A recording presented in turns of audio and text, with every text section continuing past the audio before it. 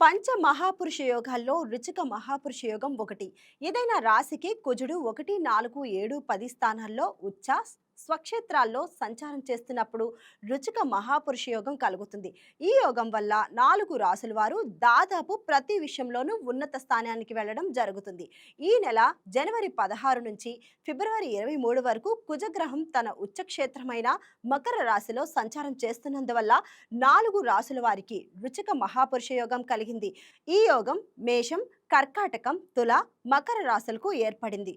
వారెవరంటే మేషం రాశి.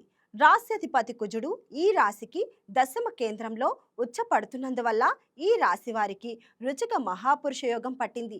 ఇది అధికార యోగంతో పాటు ధన ధాన్య సమృద్ధి యోగం కూడా కలిగిస్తుంది.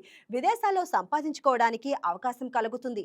ఆరోగ్యం మెరుగుపడుతుంది. ఆర్థిక వ్యక్తిగత సమస్యలన్నీ చాలా వరకు పరిష్కారం అవుతాయి. కర్కాటకం ఈ రాశికి సప్తమ కేంద్రంలో కుజుడి ఉచ్చస్థితి వల్ల ఈ రాశి వారికి రుచిక మహాపురుష యోగం ఏర్పడింది. దీనివల్ల ఉన్నత కుటుంబానికి చెందిన వ్యక్తితో ప్రేమలో పడ్డం, పెళ్లి నిశ్చయం కావడం వంటివి జరుగుతూ ఉంటాయి. ఉద్యోగంలో పదోన్నతి లభిస్తుంది.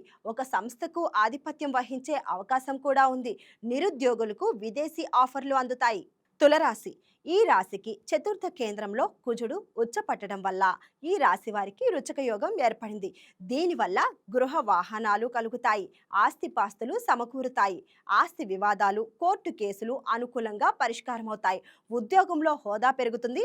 ఆర్థిక స్థితి బాగా మెరుగుపడుతుంది. ఇకపోతే మకర రాశి. ఈ రాశిలో కుజుడు ఉచ్చపట్టడం వల్ల ఈ రాశి వారికి రుచక మహాపురుష యోగం కలిగింది.